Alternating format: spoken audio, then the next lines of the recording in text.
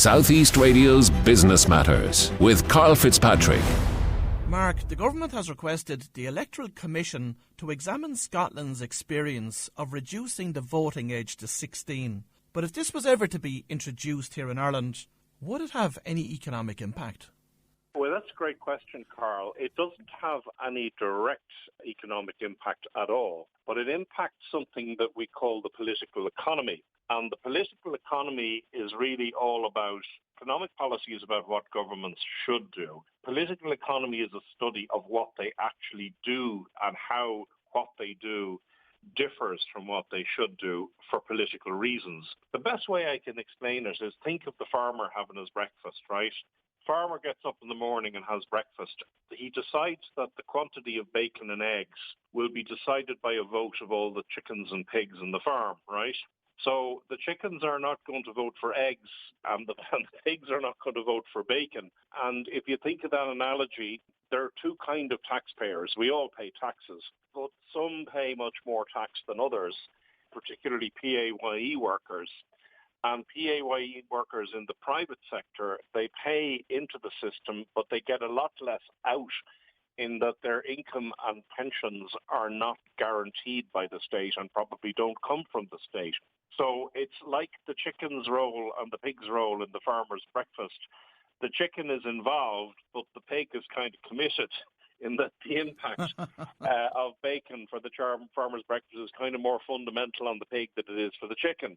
So political economists look at this and they don't just look at taxpayers, but they would look at net taxpayers and net tax recipients, and they would say, well, certainly if you're representing an NGO or the public sector, or if you're a 16-year-old or a 17-year-old benefiting from, tax-funded secondary education and potentially university education, you're a net beneficiary of the system. You certainly pay some tax, you pay VAT on the goods and services you buy, but you're either not paying PAYE, or if you're paying, you're getting more back from the system by way of a tax-funded salary and a pension. And one of the key problems, and two political economists called Buchanan and Tulloch did a study of this in 1961, and they said that why you can have a situation arise is where the proverbial chickens, the ones who take more from the system than they put back in, can control policy making.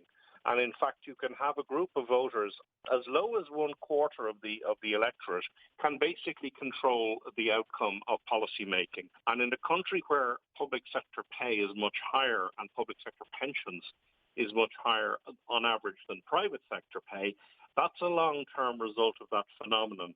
And in Ireland, the statistics seem very much to describe that. And I don't think there's anybody, Karl, who would say that the private sector PAYE worker is strongly represented in policy making.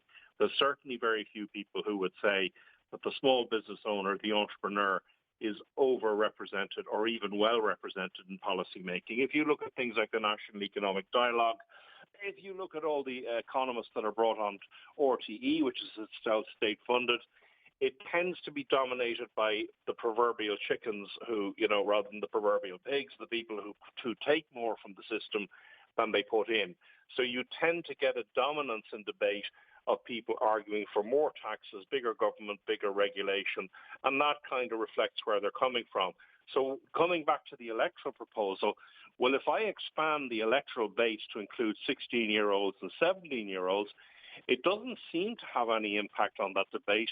But in fact it does, because we all know elections are close-run things. Governments are formed by, the 10th or 11th count in a single transferable voting system, and the last 1 or 2% change in the vote can have a profound impact on the formation of a government. So, if you increase the electorate by even 2 or 3%, and if that 2 or 3% have no stake in keeping taxes lower than they could be, then you've had a profound long-term impact on economic policy making, and you've pushed it more in the direction of more spending, bigger government, and more regulation. So there'll be no immediate impact, but there could be a pretty profound impact on policy making that will affect the tax level, the spending burden, and the regulation level in future. Well, if you've just tuned in, that was our resident economist, Marc Coleman, and Marc will be back with us again on next Saturday's programme. Southeast Radio's Business Matters with Karl Fitzpatrick.